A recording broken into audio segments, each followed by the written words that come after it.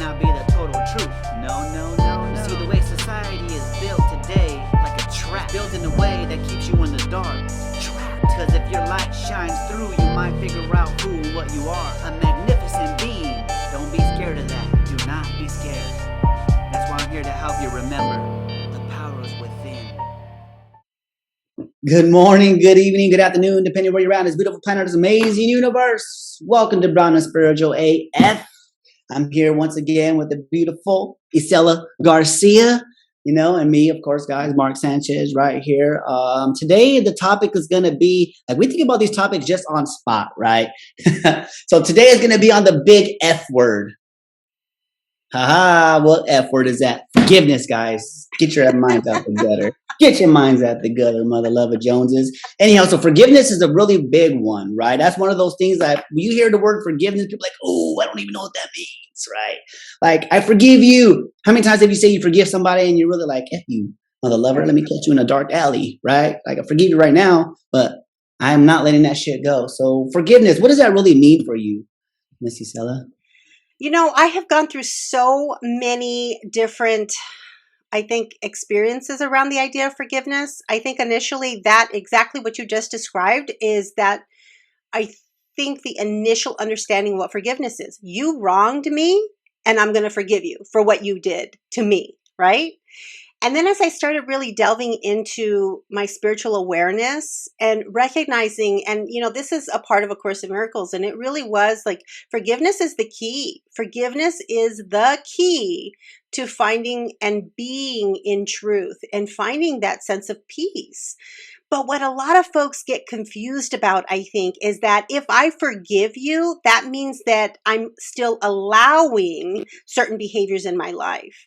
And so as I learned to forgive, and hopefully we're going to talk about sort of, the reasons why we've had to forgive, because I think you and I both have had people and experiences and things that have happened, and even forgiveness of self, that we've really had to sort of have an understanding of what it means to forgive and yet still have the boundaries that we need in order to live a peaceful experience of life.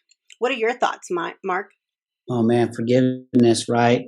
Forgiveness is, I always thought of it as people forgiving me for some shit that I did, right? Growing up, I've done a lot of stuff. So I never looked at it as me forgiving others, right? Because I always thought what other people did to me was probably my fault anyways, right? So forgiveness was people forgiving me for the dumb shit that I've done, right? Like we broke something in the house. Oh, mom, please forgive me. You know what I mean? Right. Or I didn't do my homework on time. Teacher, forgive me. You know what I mean? Which is very rare. I did my homework. My mom ruled with the iron fist. If you didn't do your homework, then you know what I mean? Then I'd have to ask her for forgiveness for me not doing my homework, right? Please don't whoop my ass, mom, please. You know what I mean? So I really never really understood. I really never looked at it as forgiveness of others until my spiritual awareness kicked in, right? I like that word that you brought up. Because once the spiritual awareness kicked in, then I started to realize, like, oh my gosh, I've held grudges. Yeah. There's been times where people would say sorry for doing something to me, right? And I would just be plotting in my head how to get this mother lover back.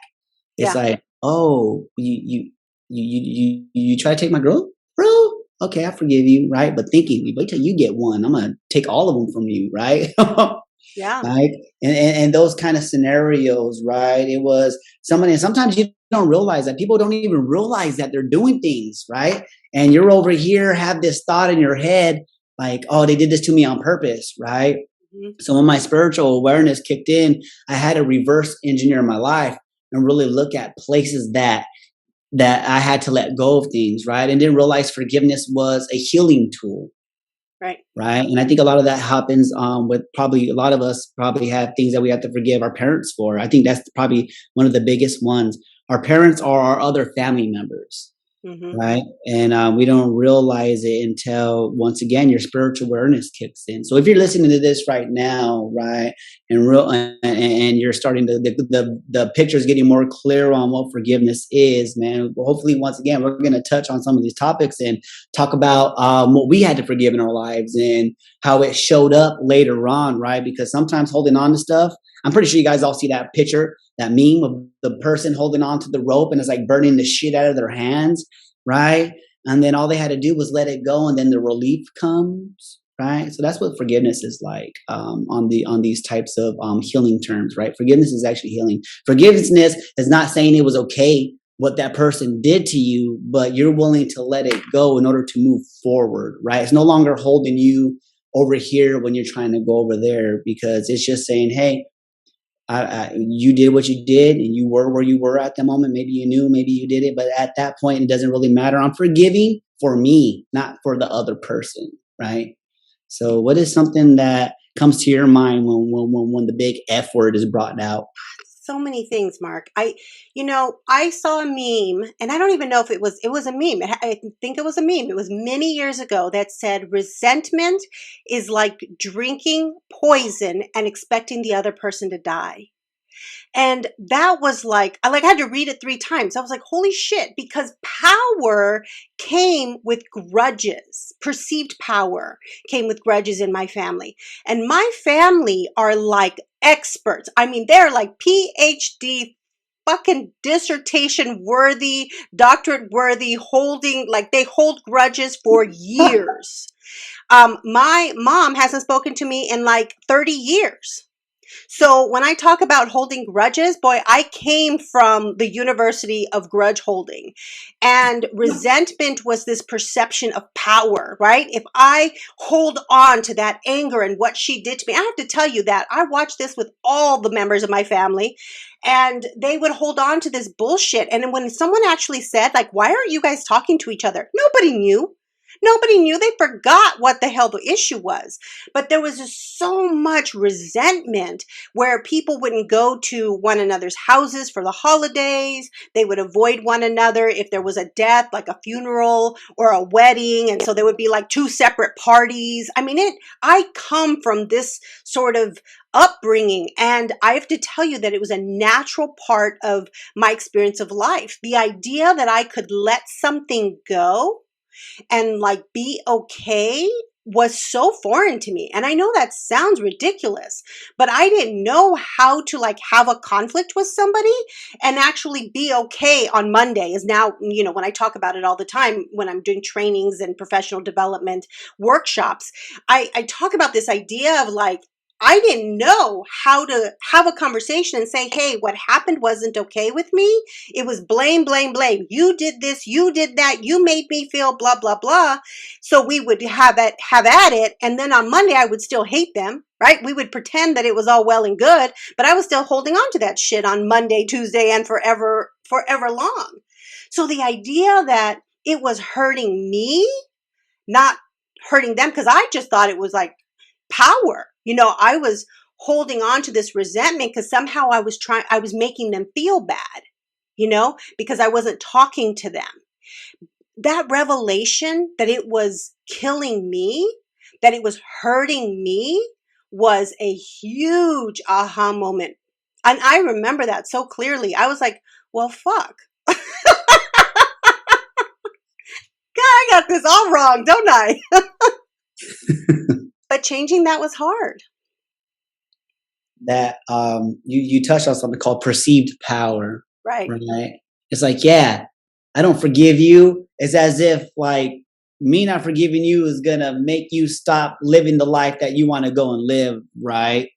That is like people we did that, yeah. Right? It really is. It's like they'd be like, I don't care that you don't talk to me today. It probably was even better that we held a grudge because they didn't probably like us to begin with, right? Or people doing that to us in other rights. I remember there's been times where people would hold grudges against me for something that I did accidentally or on purpose or whatever it was, right? And people like I would just dismiss it. At some point, I didn't even go through my day thinking about it, but to think that they were brewing that whole time. Like I had a friend. We just recently got back and we just started talking about things, right? We just started talking about things that really bugged her growing up, but I had no idea about it, right? One, because she never said anything. We were friends and you know what I mean? And she held on to it for just so long and it trips me out. It's like, holy smokes. It's like, you remember that one time? You remember that one time? And it really happens a lot in families because I grew up in a Hispanic family. Mother lovers hold grudges for 30 Right. years on the deathbed. Like I still don't forgive that puta. Totally. Yes.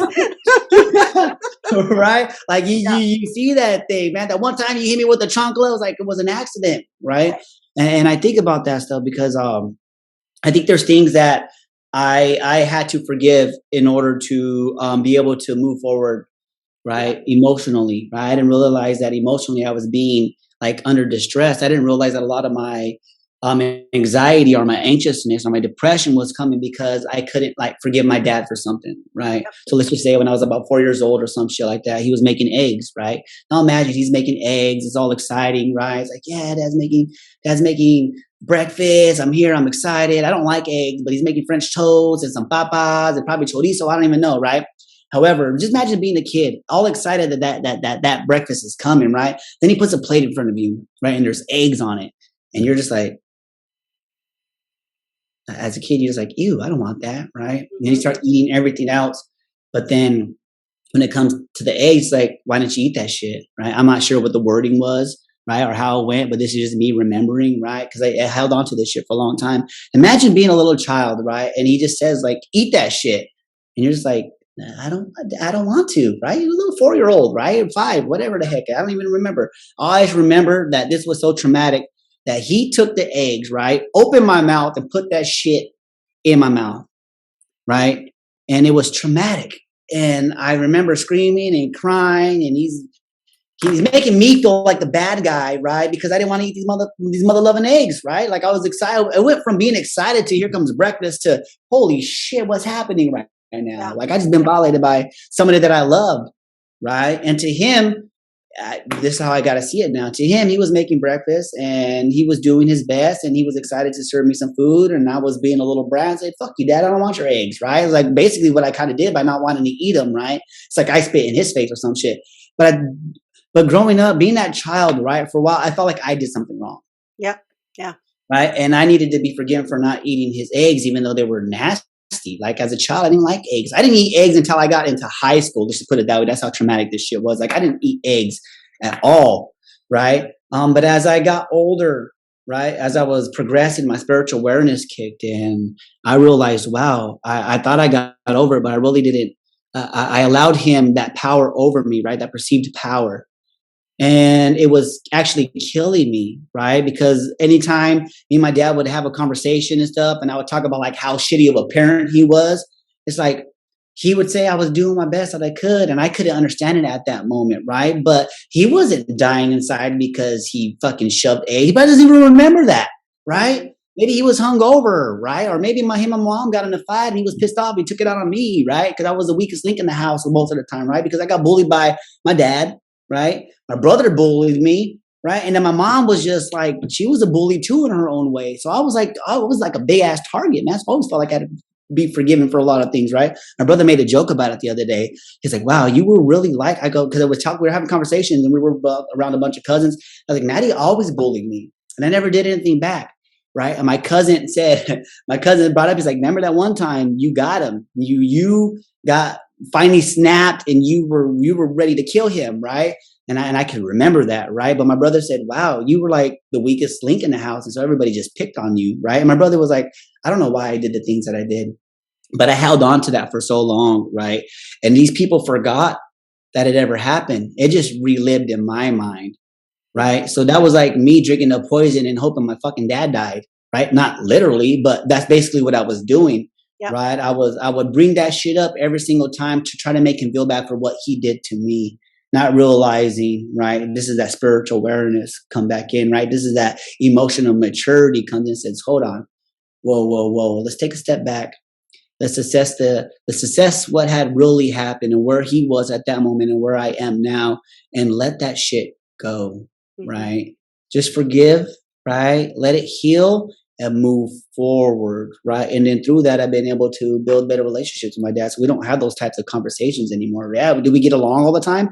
No. Does he annoy me a lot? Yes, I probably annoy him too because we're very similar, right? But those don't go as far over here like they used to because I had to remember, forgive it, let it go, and allow him to be who he is and who he was in that moment, because that's not who he is now, right? So that was a one way of forgiveness for me. Like, you know what I mean? This a little bit. It's really cool to see the different the different aspects of how this could show up in your life, right?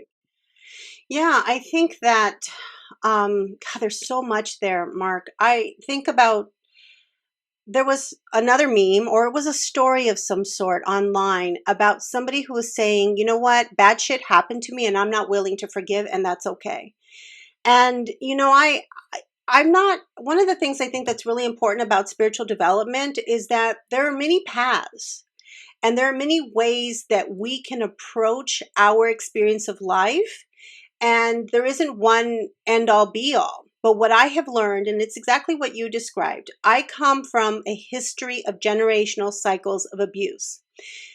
Nobody called it abuse because that's just what people did to their kids. That's just how people, you know, did all of their parenting, was around fear. And I think part of the experience of understanding where they're coming from can be really hard because we hold on to the stories that we have created in our mind. I mean, you just described that, right? You held on to it for years and years and years. He maybe doesn't even remember that. One of my biggest memories, and I have many of these memories that were traumatic, and I want to just sidestep here and just let folks who are listening know that trauma is subjective. Now, we can all agree that there are things that are traumatic, those big major experiences, but there are little things that occur in our day-to-day experiences that are traumatic based on who we are as individuals, how we receive it, how we perceive it, and our experience of it. Well, one of the things that happened, my mother and father were divorced when I was 2 years of age.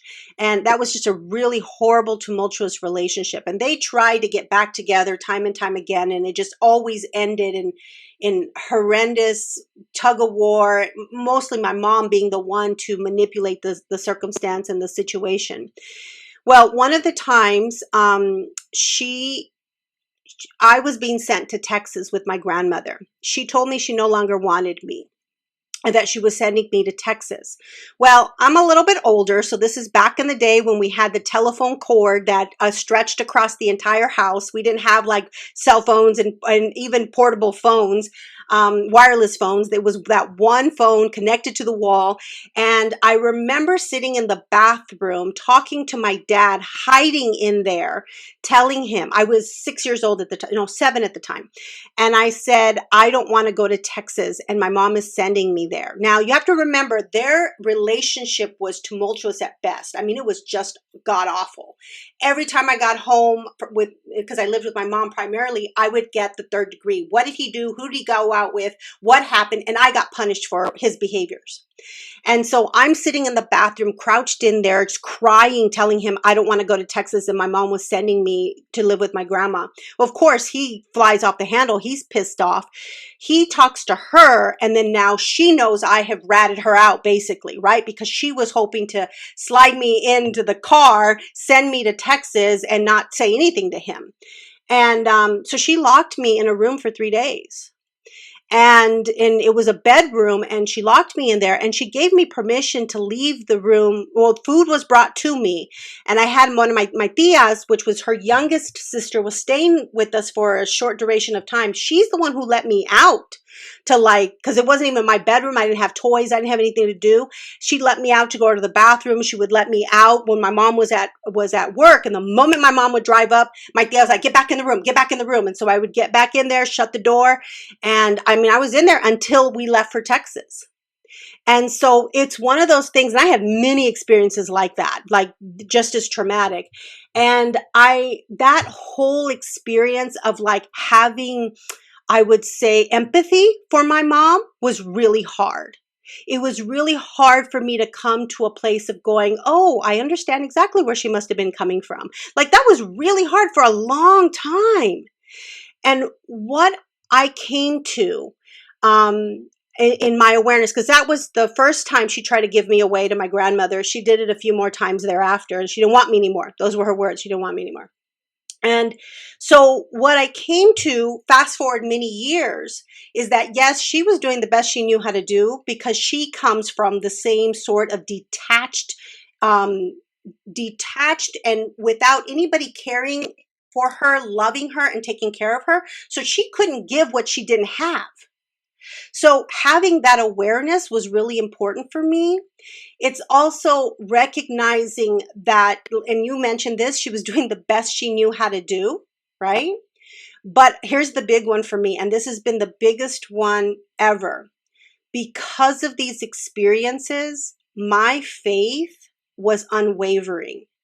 And as a result of these abusive experiences, which is really hard for people to hear, but as a result of these abusive experiences, I really learned how to seek within and seek to God for my survival. And part of the experience of me being intuitive and being connected, I think in terms of being connecting with spirit, has to do with the journey from there to now. So it didn't happen to me, it happened for me. And when I was able to let go of all this shit, this perception of things happening to me, and have appreciation for the things that happened, and just let it, in the beginning I had to let it be, and now I can actually let it go. And now I can see the role my mom played in my life. And I have to tell you, I have appreciation for it, because I don't think that I would be where I am now if I didn't have those experiences.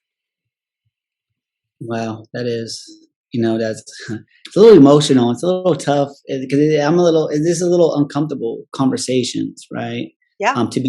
To be putting out there into the world for people to hear and listen. So if you're listening to this right now, right, just think about those times that you went through similar situations, because traumatic situations, you're right, they're different for everybody. It could be something as crazy and severe as what Isela went through, right, or what I went through, right, and paying for the actions of others is something that is still relevant to this day, right? And mostly kids took that brunt force of that, right? Mostly the kids paid for a lot of their parents' mistakes, right? Or they use them as pawns, right? Yep. If you don't do this, I'll just take the kids, right? Yeah, or there's mostly women doing that against the men a lot of the times, right? And I'm not saying that's because women are just like that, but that just has been a reoccurring theme still to this day, right? And it's crazy to think like that somebody would be taken out, like let's just say for instance, my mom was in a relationship and she was having a bad day, right? Or even if she was at work having a bad day, or whatever it was, right? We were there to take that. It was easy to take it out on us, right? Because I think about the things that we go through, and there are so many different, like in that area of abuse, right? Traumatic experiences. Like imagine being young and being locked in a room, and then somebody's bringing you food like you're a fucking prisoner, right? Well, basically you are a prisoner. We were prisoners to our parents sometimes, right? Yeah. We didn't realize it, right? Because we lived in fear, right? We lived in fear of them. My mom could just give us that look. We just knew that. Right? And people are like, wow, your kids are so well behaved. No, we're fucking scared shitless. Yeah, right? exactly. My mom's crazy. You know what I mean? Yes. It's not that we're good. It's just we know if we act out, we're gonna get fucked up. Yeah. Right? Yep. And we can laugh about it now, and right, and because I turned out well, right? I was fortunate enough that I could have went down so many different paths, right? So many people could say like, wow, I've had it so rough. I've had this. I've had that. I was abused. You don't know what it's like. It's like, Mother Love Jones. Only if you knew, right? So you're gonna hear some things, and my mom's probably like, "Oh my gosh, Mijo, what are you gonna say next?" Because I'm that one. I told my family, get ready, because I'm coming out and stepping into my magnificence. I'm stepping into my greatness, and that means sharing every single part of me that made me who I am today, right? So if I say something that you think makes you look bad, it's not that I'm making you look bad. I'm letting people know that helped shape the person who I am today. Because without that person, right? Without your mom, Isela, creating you the way she created you, right? It didn't happen to me, it happened for me. Yep. That is a big one, people, to really big one. So no, let's take it back just a step, right? And talk about traumatic experiences, right? Because being locked in a room, right? Being brought food like a prisoner, right? Like, you know what I mean? Roses in the Attic. Have you guys ever seen that movie? That shit was crazy, right? let's talk about this.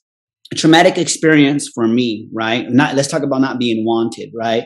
My mom was going through something one time and she said that you're going to go live with your dad, right? She probably said something, I don't know. She made me feel like I was unwanted, right? So I never wanted to go live with my dad, but I could see it in her. Something wasn't right. So I went and lived with my dad, right? And in that process of living with my dad, right, which I felt like he didn't want me there either because my dad always treated me whatever. He let me do whatever we wanted. So, but to me, it made me feel like he didn't care, but he was giving us the freedom that my mom wouldn't give us, right? So that was just his way of doing it. But I took it in the opposite. I wanted freedom, right? But I also wanted my dad to love me. But because he let me do what I wanted that my mom didn't want to let me do, I took it as a different way, right? So it's about perspective, right? So let's just say within this process, my mom has to go on an extended stay vacation for a couple of years in one of California's most lavish hotels, right? Where they brought her food every day. She had to sleep on a nice, comfortable bed. I'm being facetious, right? And she had 24/7 security, right? She was living the life, right? She left for a long period of time. Well, to me, seemed like a long period of time, right? And to me, that was like the ultimate betrayal, right? To me, that's like, wow, how does a parent do that? Right? What am I supposed to do now? You were my security. You were everything. Like, I didn't even want to be over here. I went over here because I wanted you to get your shit together and I could come back home to you. Right? But at that point in life, like, home just disappeared forever for me. Right? And people would say, well, she just left. Right? It's not like she didn't leave on purpose. Well, her actions made her leave on purpose. It's almost like she did it, right? But it took me a while to really look at that and say, holy smokes, I didn't realize like how much that really affected me growing up. It affected me in so many different ways because then I trusted nobody. Right. It was just me on my own, right? Like it was like, here we go. So it's like, okay, Mark faces the world all alone, right? And then in that moment too, I was getting in trouble. Right. Me and my mom got in trouble at the same time. Imagine that. Right. Like, you know what I mean? She got an extended stay and I got sent to Arizona. So we both went away from our home city. Right. It's like, oh my gosh, we're in the same situation kind of. Right. So I felt even double betrayed because my dad didn't allow me to go stay with the people that I wanted to stay. He wanted me to stay with him, but then he sent me away anyways. I got to Arizona, which was one of the greatest decisions in his life for me. Right. I once again, something I had to forgive. He sent me away. How dare you? He didn't want me. But it was one of the greatest decisions that he could ever have done because I was put in the loving hands of my tia Ezzy. Right. Well, with my mom being gone, I didn't realize how I was holding onto that grudge. And even though I loved my mom, it wasn't the same after that. Right. I could just tell. It's like I loved her. And there was moments where like, you know, I was happy to see her, but it just wasn't the same for me inside. And I didn't realize how much that was killing me, right? And it was probably hurting her too because she could sense it. She's a mother, right? She understands what's going on. She feels that shit. She's intuitive. Man, this is the same lady that would call me up and say, hey, mijo, right? After the fact, like remember I was in high school. I think I told a story where she told me, hey, call me up. And then I decided not to bring drugs to school and then I didn't get in trouble, right? But my buddies did, right? This is, you know what I mean? That lady, we had that. There was a moment in time where I wasn't like, I was pissed off at her, like really angry at her. And I didn't realize that that's what was eating me up inside until my emotional awareness kicked in, my spiritual awareness kicked in, right? And that didn't seem very traumatic. So it wasn't like she was spanking me and beating me. She did a lot of that. And you think I'd be happy that she got sent away so then I didn't get hit no more, right? Or whatever. But it happened for me, right? Because in that moment, it taught me a lot.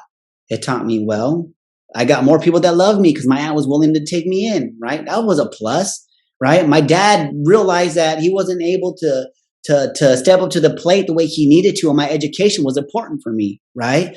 So instead of looking at it like, oh, you just abandoned me, no, he created a better opportunity for me, right? And then my aunt took me, and then I had a whole other life of family here and cousins that I got to really mesh with. I had more brothers now all of a sudden, right? And so, but in order to really understand that, my spiritual awareness had to kick in. Right. And I really had to say, hey, you know what? My mom did what she did in order to provide and do whatever it was because that's all she knew. Right. And she wished she could get that life back. So why am I making it worse on myself and killing myself and making her feel more shitty? Right. I was drinking the poison. Right. But I was killing us probably both at the moment. Right. Because she's my mom and she feels that and she already feels bad for what she did, but she was doing her best to try to survive us. And then I was killing us both at the same time. right? So that's a situation where drinking the poison can really kill both the people, Yeah. right?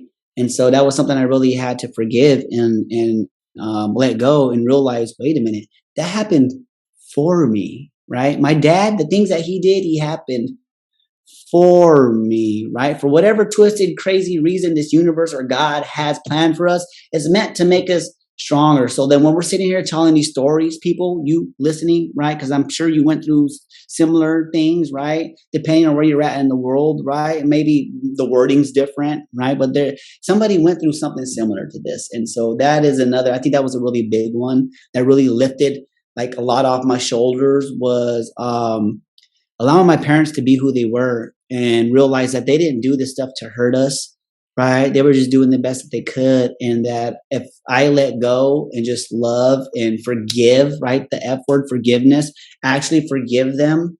Not saying it was right. I'm not saying that every parent should do the things that they're doing out on the streets, doing the shit that they're doing, but they did what was necessary in order for my survival because I'm still fucking here, right? And that's tough to talk about, right? And because nobody wants to make their parents look bad. Well, some people probably do, but I don't because even though it seems like these parents were bad in the moments that they did the things that they were doing, it was necessary in order to get me to the spot right here.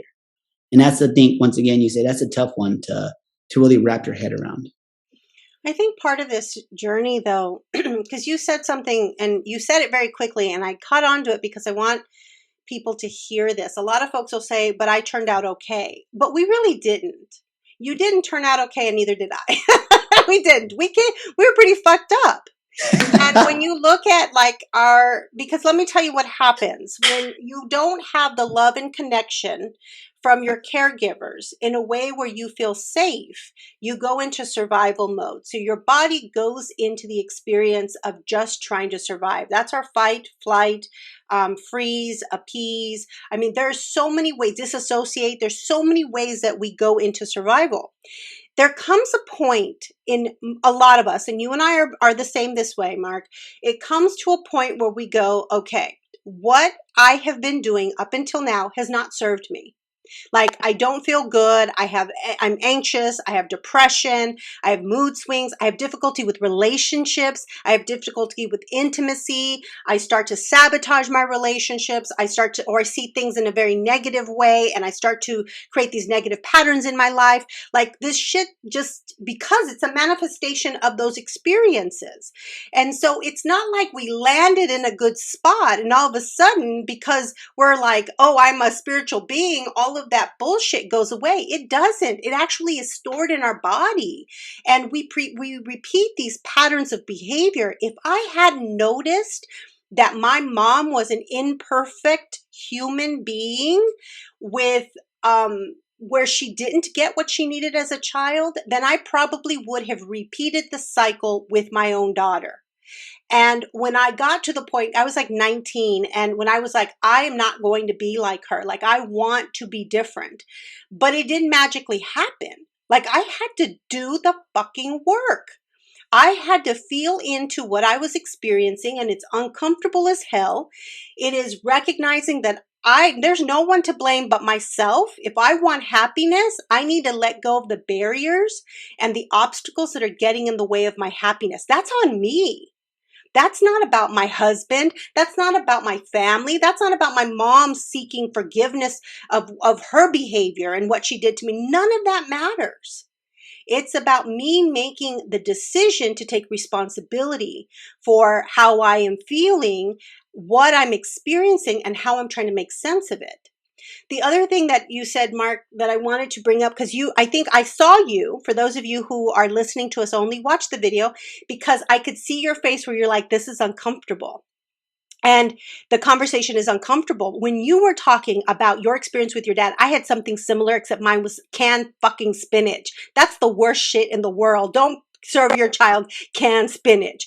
Anyway, I had an experience like that too. And when you were talking, I could feel my insides becoming triggered because I have a similar feeling of not being heard, of someone abusing us, for I think that sense of powerlessness that many of us when we're children have. And so that emotional state right there that you felt and that I felt when we were telling those stories, we avoid that shit. I'm like, okay, once we start to feel it, I'm out. You know, it's like, I'm going to go on to TikTok. I'm going to go do something different. I'm going to go smoke. I'm going to go, take a drink. I'm going to watch TV. We distract ourselves from feeling into the discomfort of what happened to us. And until we're willing to sit in it the way you and I just did, you're not going to heal. You're not going to heal for it. It happened, and it's giving you, listeners, the opportunity to go, this is what happened to me. This is how I experienced it, whether it was intended like that or not. And now I get the opportunity to really understand it, to release it, and to appreciate how it has served me until now. And now I get to choose beyond this moment. I get to choose how to be in this world.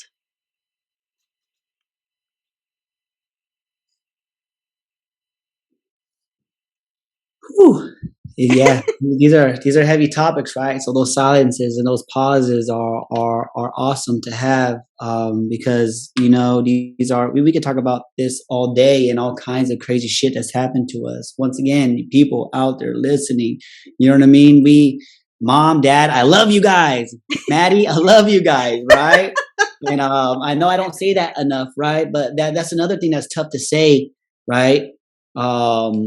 To people that have done things to you, or you know what I mean, or you just some things that are in your family, you're just not affectionate enough like that, right? Because growing up, I was super emotional, right? My nickname was called Lonely Boy growing up, right? That's because I was all by myself. I'd rather be by myself. Why? Because people fucking hurt me all the time, right? And then I grew up and I started hurting people because hurt people hurt people. Others, yep, absolutely. Yep. And then that was grasp that, guys. Hurt people hurt people. So if somebody's hurting you, that might mean that they might be hurting also, right? Now, I'm not saying that makes it okay. Right. However, that's something to think about. So segue into this, because I think the most important part of this whole forgiveness thing is not about the forgiveness of others. I think for me, it's along the lines of forgiveness of yourself. Yep. Right. So absolutely. When I say that, how do you feel about that? There are so many layers to that. I think forgiveness of self could be about the times that I wasn't true, the times that I wasn't honest, the times that I maybe did things to appease others. Even if you're a parent, the forgiveness of self, if you've made some decisions that you didn't know any better at the time, or you were reactive because you didn't have good self-regulation skills just yet. There are so many things that we do on a day-to-day basis that we feel guilty about. We feel guilty about. We feel guilt that we aren't who people expect of us. We feel guilt because we're not perfect. We feel guilt because we fuck up. We feel guilt because we recognize that we've made decisions based on our own need to feel loved, as opposed to being the truth of who we are and being honest with ourselves. And so there's this culmination of all this shit that we carry. And guilt, I'll tell you, is such a horrific, guilt and shame, those two things together. Guilt is, I feel bad for what I did. Shame is, I feel bad for who I am. And those two things can really, truly bring our entire existence into a place of discomfort, dis-ease, which is where we manifest diseases, and feeling a sense of unworthiness and unfulfillment. And so allowing yourself to be this imperfect human being and letting go of the bullshit that gets in the way, I think is a part of that journey of forgiveness of self. What are your thoughts, Mark? Oh man, I'm getting hot right now, right? Because I'm just thinking of like all the things, all the situations that I could have handled differently, right? And these are embarrassing. There's a few of them, right? Because there's a few things in life that you don't like to be called, or nobody likes to be associated with, right? And one of the things that that I've had to deal with a lot, not a lot, because a lot of my friends, I dealt drugs for a while, right? A lot of it was just marijuana, but there was a moment in time where I got into a little bit heavier drugs, and there were oxycontins, right? And people were really getting strung out on that shit, but you can make a lot of money, right? So there was this friend of mine that I didn't realize was getting out of control with this, right? But it was making me a lot of money, so I just kept, here you go, here you go, here you go, here, not recognizing because I'm blinded by the money at the time, right? And I got my own shit going on. I'm not here to babysit people, right? But this guy was my friend, right? He was really my friend, and I had to take a step back for a minute because when his family reached out and said, "Hey, check this out. If you love this person, if you love him like you say you do, if he's really your friend, can you please stop?" And I said, "You know what? You're right." Friend comes to me, says, "Hey," I was like, "Sorry, bro. I don't got what you want. I'll give you triple. I'll give you double, whatever it is." Like, "Nope, sorry. This is, bro. I can't. I love you, and you got to go somewhere else. But I'm not doing this to you anymore, right?" Yeah. And for a long time, that ate at me because that's, he's tough right now because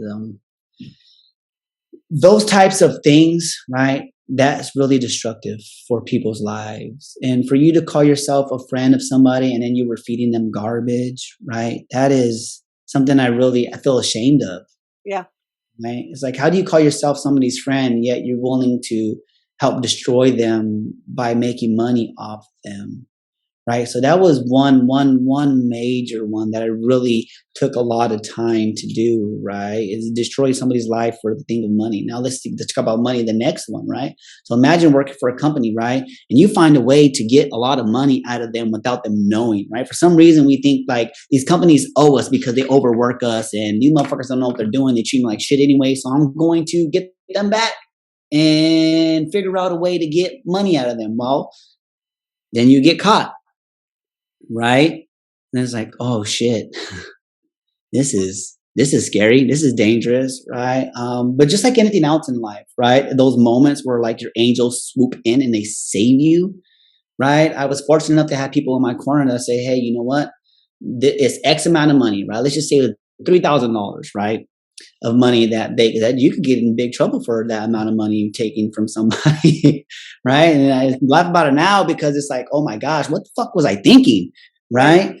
And then to do that, and then to get caught, and then to have to figure out a way to get this money back to them, right? And then you're thinking at the moment, you know what? Here, this is all that you want back. Boom, you want me to go my own way. Now the cops don't have to be involved. Let's get it done, right? And at the time, as you're doing, you're just thinking, yeah, I'm getting the system back. Not realizing that it doesn't stop there, that this follows you later on. Because even though people don't know about this, right? A lot of people don't know. In your mind, you're a fucking thief, right? You took advantage of somebody that trusted you, right? It doesn't matter what they were doing to you and this and that. And I had the opportunity to say, you know what? I don't like the way you're treating me. I'm out, right? But I thought I was getting them back by taking somebody's hard-earned money. Right. And then I have to really process that over X amount of years and sit down and say, hey, who I was in that moment, in that time, right? In those desperate times is not who I am today. So I could sit here and beat myself up over it, over and over and over, or I could forgive myself. Don't say it was okay what I did. Don't try to reason why what I did was okay, but to say, hey, I made a mistake. Own up to it. Thank you for the people that got me out of that, right? Which happened to be my dad. Go figure, huh? Like years later, he shows up and he's like fucking Superman for me sometimes. It's amazing, right? But that came through all this all part of the process, right? So it's those types of things that we do, we're ashamed of ourselves and for doing, because it's not easy to talk about, right? This is going to go live into the world, right? But this is authentic. I really mean this shit. And I did it and I feel bad about it, but I've been able to move forward past that, right? And to be able to look at myself in the mirror and say, whoa, you are not Mark from fucking 2011. Right, 2012. Like, there's even worse stories, believe it or not, guys. But these are still bad, right? But I'm able to look at myself and feel like I not feel that shame, right? Not feel that guilt anymore, like you were talking about. Because man, feeling shameful, whew, that's a tough one. Because even though people don't know, we know, Yeah. and it affects the way we show up. So those are just two things that I would like to share with people. So if there's something you've done in your past, let me tell you, it can be forgiven from yourself, right? It doesn't have to worry about the outside world forgiving you, because everybody forgive you. But if you don't feel okay within yourself, man, you're going to carry that burden for a long time, man. And it's painful, right? And I think it shows up like anxiety and depression and into diseases. If you can imagine the word disease as dis-ease, that diseases are often manifestations of these emotional experiences that we have had that we've not come to terms with, that we don't allow ourselves to sit with. I think, one of the things, Mark, as you were talking, I think what's so important to mention is this idea that you were trying to get back at. I think sometimes that's a cultural experience that many of us grew up with, as like the system is bad, the people are bad within the system, and this is our only power that we have. And what I find really interesting is that you could have easily gone through that experience, paid the money back, whatever the resolution was, and just said to yourself, next time I won't get caught. You could have easily done that. I think a lot of us who grew up in this fear-based, punishment-based approach is, let me figure out how not to get caught next time, right? But instead going, holy fuck, right? Like, this shit happened. It could have gone way worse than this. Thank God for the people who were able to show up for me. And now I get to make a decision, right? I get to make a decision what I'm going to do, how I'm going to handle this, and whether I'm going to do this again next time. And the problem is that sometimes it feels like a cycle for people because they don't see another way out. They don't see another way to find, whether it's financial gains, maybe it's something as significant as paying their rent, like just survival. And so they don't see another way out.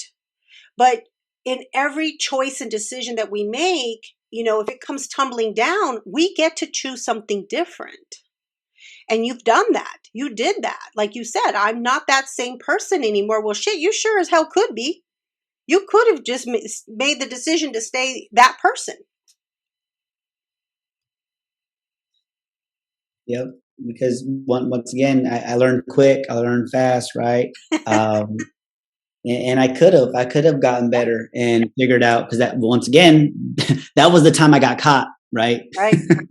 That was the time that I got caught, right? And so, like I said, there's other times and other things that I'm not proud of. But you move on, you learn, right? Somebody said to me one time, because I told the story in a shadow integration class.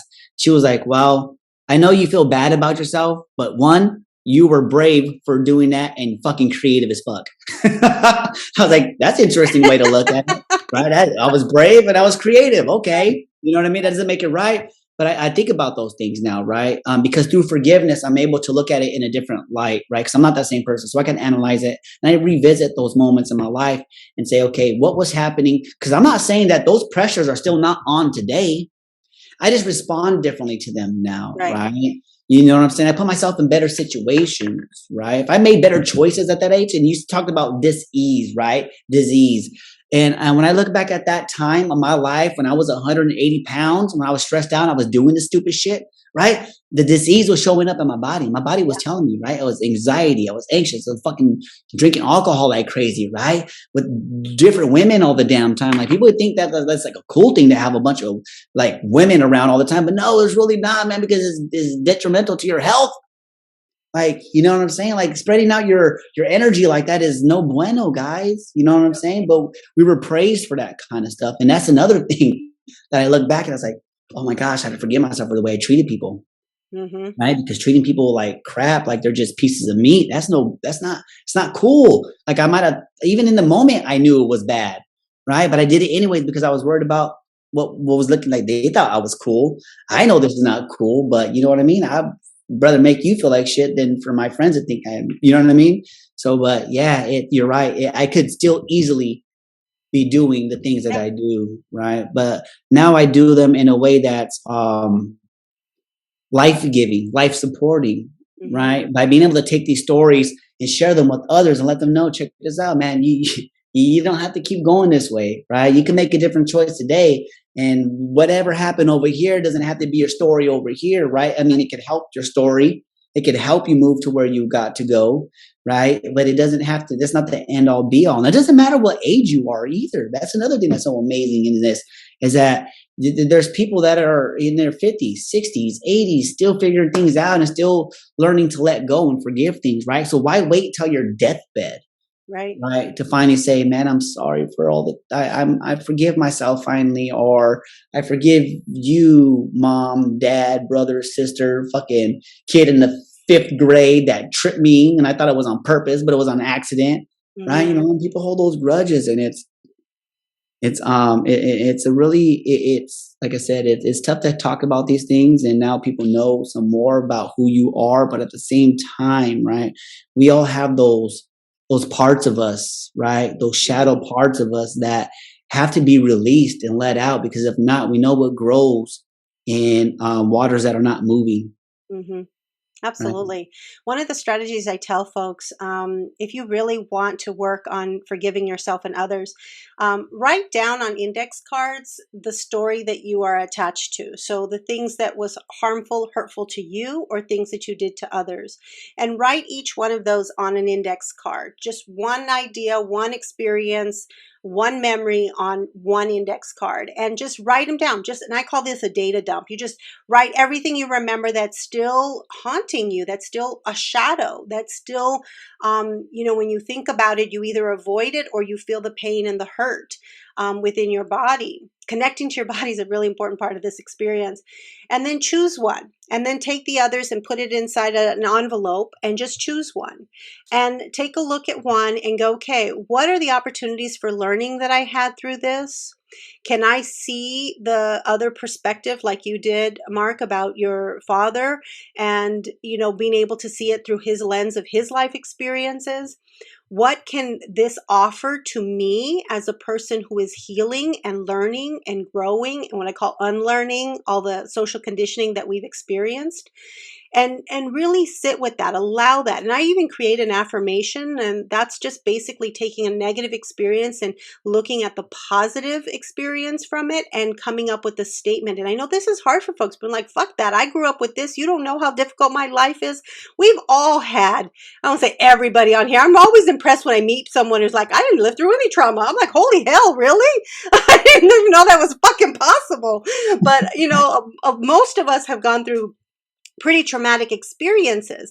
So this isn't about comparison or trying to not validate how difficult your life is. It's where you get to a point and you're like, you know what? I'm done. Like I deserve and happiness, and I am worthy of love and happiness. And I have to tell you, you aren't going to get that from anyone outside of yourself. This is an inside job. You have to heal it. You got to forgive it, and you got to learn to love yourself. That's kind of like the end all be all right there. And you can't do it if you're holding on to old shit. Nope. It's an inside job for real, guys, right? It really is, nobody is in control Yep. of your feelings, right? That's you, Yep. right? And so once you do one and you feel pretty confident about it, you go back to that envelope and pull out the next one. And it's like you're chipping at that wall that you think is protecting you, and it isn't. It's just keeping you from being connected to others. It's not protecting you, it's trapping you, Yep, right? You're not building a wall to keep motherfuckers out. You're not allowing yourself to get out, that's right? right. You're not allowing your plant to get that light and the water that it needs in order to grow.